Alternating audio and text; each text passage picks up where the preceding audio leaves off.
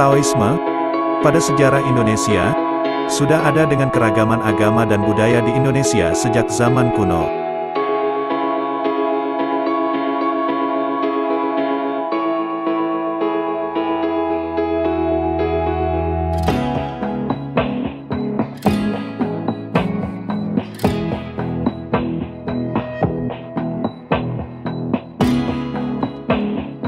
Ajaran Taoisme adalah ajaran yang lebih menekankan pada perbaikan akhlak umat manusia yang sudah rusak, kemudian untuk dapat menjadi manusia yang bijaksana dengan tujuan terakhir yaitu untuk mendapatkan kebahagiaan yang kekal dengan cara menyatu dengan Tao, Tuhan.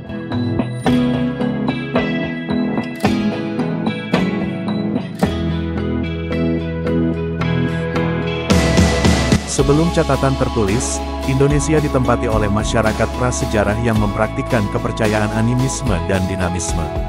Masyarakat ini memiliki hubungan erat dengan alam, memuja roh-roh alam dan kekuatan gaib sebagai bagian dari kehidupan sehari-hari. Animisme adalah kepercayaan bahwa segala benda, baik hidup maupun mati, memiliki roh atau kekuatan gaib. Dinamisme, di sisi lain, menekankan adanya kekuatan yang dinamis dan hidup dalam alam semesta. Kedua kepercayaan ini menciptakan keterhubungan yang erat antara manusia, alam, dan roh-roh. Melalui kontak perdagangan dan budaya dengan Asia Tenggara, khususnya Tiongkok, ada kemungkinan pengaruh Taoisme telah meresap ke dalam kehidupan masyarakat di wilayah Indonesia. Konsep-konsep seperti harmoni alam, dualitas, dan filsafat Tao mungkin telah memberikan sumbangan pada kepercayaan prasejarah di sini. Meskipun datangnya Hindu-Buddha dan kemudian Islam membawa perubahan besar, unsur-unsur kepercayaan animisme dan dinamisme tetap terus hidup dan berintegrasi dengan ajaran-ajaran agama yang baru. Proses ini menciptakan sinergi budaya dan spiritualitas yang unik di Indonesia. Pengaruh Taoisme mungkin juga tercermin dalam seni dan budaya prasejarah Indonesia, termasuk seni ukir, seni pahat, dan seni rupa lainnya. Prinsip-prinsip harmoni, keseimbangan, dan filosofi Tao dapat tercermin dalam karya seni mereka. Meskipun catatan sejarahnya mungkin terbatas, arkeolog dan sejarawan modern terus melakukan penelitian untuk mengungkapkan misteri kepercayaan dan budaya prasejarah di Indonesia. Penemuan artefak dan bukti arkeologis memberikan wawasan baru tentang kekayaan warisan spiritual masyarakat Indonesia.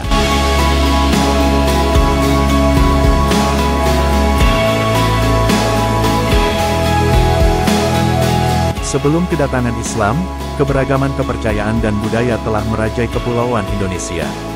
Animisme, dinamisme, Hindu-Buddha, dan tradisi lokal telah membentuk lanskap spiritual dan kultural. Pedagang menjadi pionir utama penyebaran Islam di Nusantara. Melalui jalur perdagangan yang ramai, terutama di kawasan seperti Jalur Sutra, mereka membawa bukan hanya komoditas, tetapi juga nilai-nilai dan ajaran Islam. Pelabuhan-pelabuhan strategis seperti Palembang, Aceh, dan Makassar menjadi pusat penyebaran Islam. Pedagang Muslim berinteraksi dengan masyarakat lokal dan memperkenalkan ajaran Islam dalam proses tersebut. Salah satu kekuatan Islam adalah kemampuannya untuk mengintegrasikan diri dengan budaya lokal. Melalui proses ini, ajaran Islam tidak hanya diterima tetapi juga mengalami adaptasi ke dalam kerangka budaya yang sudah ada. Proses penyebaran Islam seringkali beriringan dengan pembentukan kesultanan di berbagai wilayah. Kesultanan Aceh, Banten, dan Demak adalah contoh bagaimana Islam berperan dalam pembentukan struktur politik di Nusantara. Seiring waktu, kawasan seperti Aceh menjadi pusat peradaban Islam yang berpengaruh, menjadikannya pusat ilmu pengetahuan, seni, dan spiritualitas. Penyebaran Islam juga memberikan kontribusi besar terhadap warisan budaya dan arsitektur di Nusantara. Masjid-masjid bersejarah seperti Masjid Agung Demak dan Masjid Sultan Salahuddin Abdul Aziz Shah di Selangor, Malaysia, menjadi saksi bisu perjalanan Islam di wilayah ini.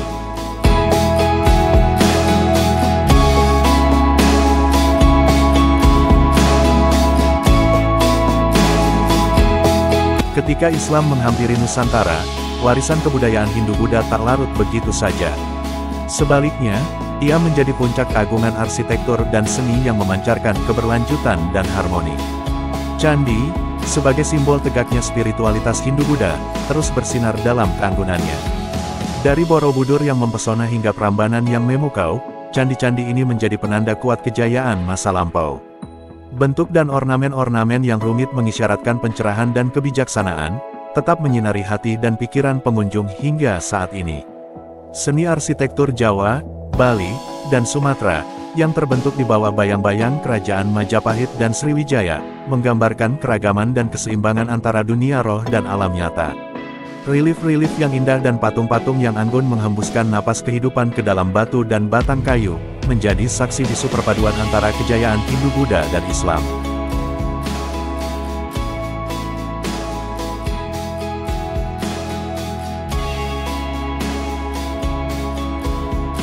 Ketika Islam datang ke Nusantara, agama-agama lokal dan kepercayaan tradisional tetap teguh dan tidak sepenuhnya tergantikan.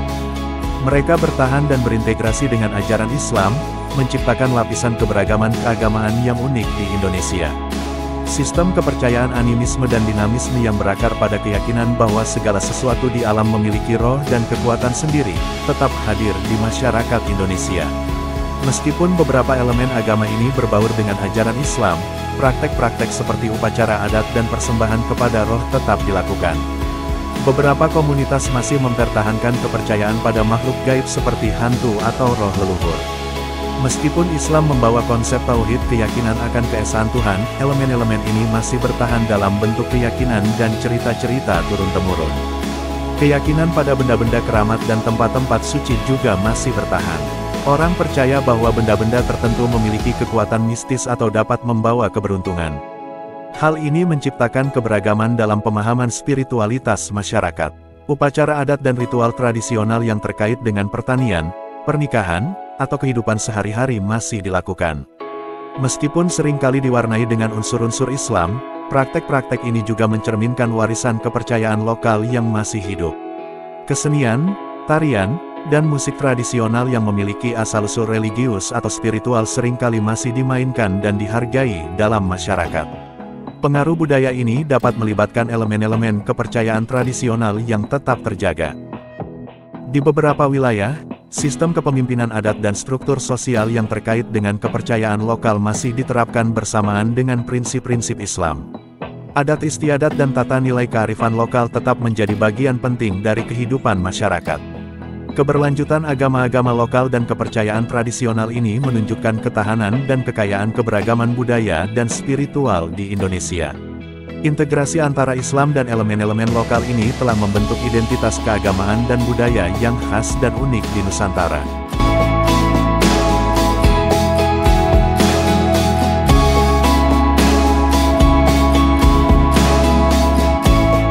Saat pedagang-pedagang Islam memasuki Nusantara, mereka membawa tidak hanya komoditas dagangan, tetapi juga ajaran-ajaran Islam.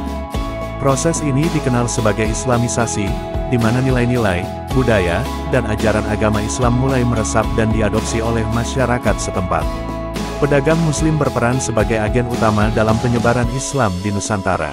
Mereka berinteraksi dengan masyarakat lokal, membangun masjid, dan membentuk komunitas-komunitas Islam awal.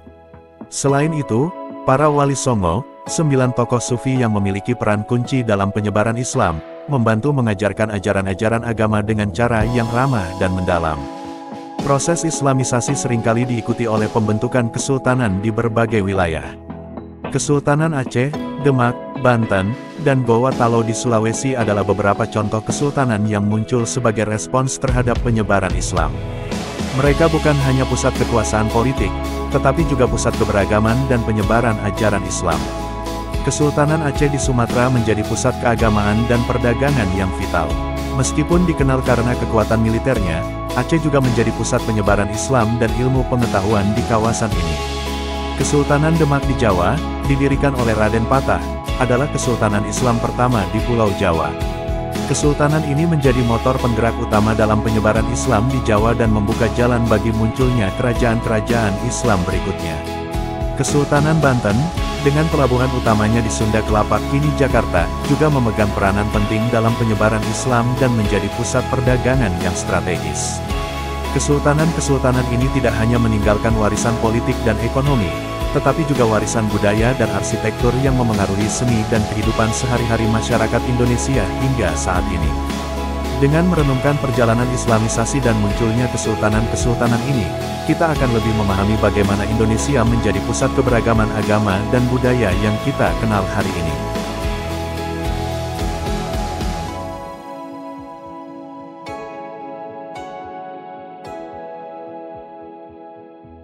Pertemuan budaya antara agama-agama lokal, Hindu-Buddha, dan Islam di Indonesia menciptakan kerangka keberagaman dan pluralitas budaya yang menjadi ciri khas bangsa ini. Mari kita kupas proses ini dan dampaknya pada budaya Indonesia. Seni dan budaya Nusantara merefleksikan keberagaman ini dalam bentuk seni ukir, seni rupa, musik, dan tarian. Kreativitas dan inovasi dalam seni ini mencerminkan sintesis harmonis antara ajaran agama dan tradisi lokal.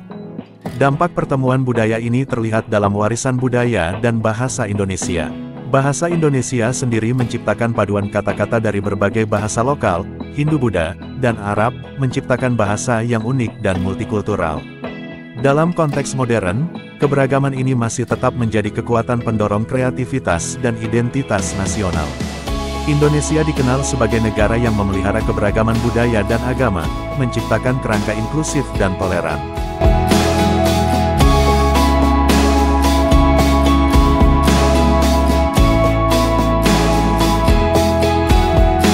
Awalnya, bangsa Eropa, terutama Belanda, tiba di Kepulauan Indonesia untuk keperluan perdagangan rempah-rempah. Namun, seiring berjalannya waktu, mereka mulai memperluas kekuasaan mereka dan menerapkan sistem kolonial di wilayah ini. Kolonialisasi Eropa membawa pengaruh besar pada agama dan kepercayaan lokal. Sistem nilai dan kepercayaan masyarakat Indonesia dihadapkan pada tekanan dan transformasi, dengan banyaknya unsur lokal yang harus beradaptasi atau bahkan mengalami marginalisasi. Salah satu dampak besar kolonialisme Belanda adalah penyebaran agama Kristen, terutama Katolik dan Protestan. Misionaris Eropa berperan aktif dalam upaya konversi, memperkenalkan ajaran Kristen kepada masyarakat lokal. Meskipun banyak yang memeluk agama baru, banyak pula yang mempertahankan kepercayaan dan praktik-praktik lokal mereka. Kolonialisasi membawa perubahan dalam struktur sosial. Sistem feodal dan kebudayaan tradisional diubah sesuai dengan kebutuhan kolonial, menciptakan ketidakseimbangan dan ketegangan dalam masyarakat. Bahasa dan sistem pendidikan juga mengalami transformasi signifikan. Bahasa Belanda menjadi bahasa administrasi dan pendidikan, sedangkan pendidikan dipusatkan pada nilai-nilai Eropa, menyebabkan pergeseran dalam cara orang-orang Indonesia berpikir dan berinteraksi. Budaya Indonesia dieksploitasi untuk keuntungan kolonial. Artefak seni dan budaya dibawa ke Eropa, dan sumber daya alam digunakan untuk memenuhi kebutuhan ekonomi kolonial tanpa memperhatikan dampak pada masyarakat lokal. Pada akhirnya, masa kolonialisme Eropa meninggalkan jejak yang mendalam dalam sejarah dan budaya Indonesia. Proses ini, meskipun penuh dengan tantangan dan perlawanan, juga membentuk identitas nasional dan membawa perubahan yang memengaruhi Indonesia hingga saat ini. Melalui pemahaman tentang masa kolonialisme Eropa ini, kita dapat melihat bagaimana berbagai aspek agama, budaya, dan sosial di Indonesia mengalami pergeseran dan perubahan yang telah membentuk wajah Indonesia yang kita kenal saat ini.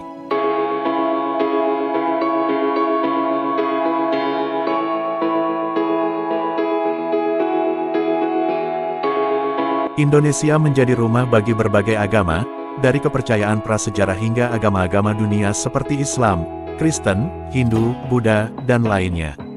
Kehadiran dan toleransi terhadap berbagai keyakinan ini memberikan warna dan kedalaman pada kehidupan beragama di Indonesia. Meskipun begitu beragam, masyarakat Indonesia telah mampu menjaga semangat persatuan dalam keberagaman.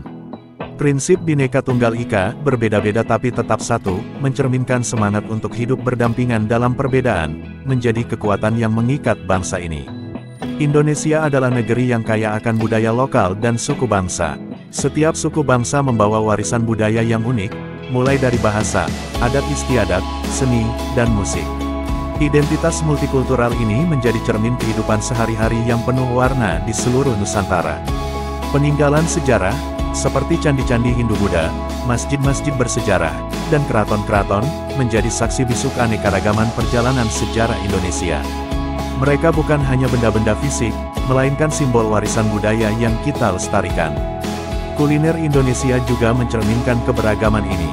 Dari nasi goreng hingga rendang, setiap hidangan memiliki cerita dan rasa yang berasal dari budaya yang berbeda. Makanan menjadi pintu gerbang bagi kita untuk memahami kisah di balik setiap suku dan daerah.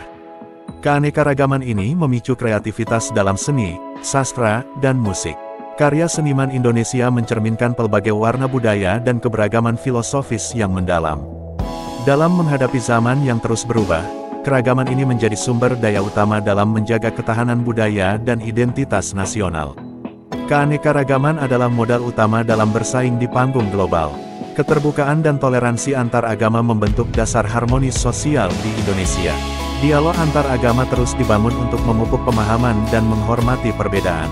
Dengan memahami dan menghargai keanekaragaman ini, kita dapat melihat bahwa setiap elemen agama dan budaya di Indonesia adalah sebuah lukisan yang tak ternilai.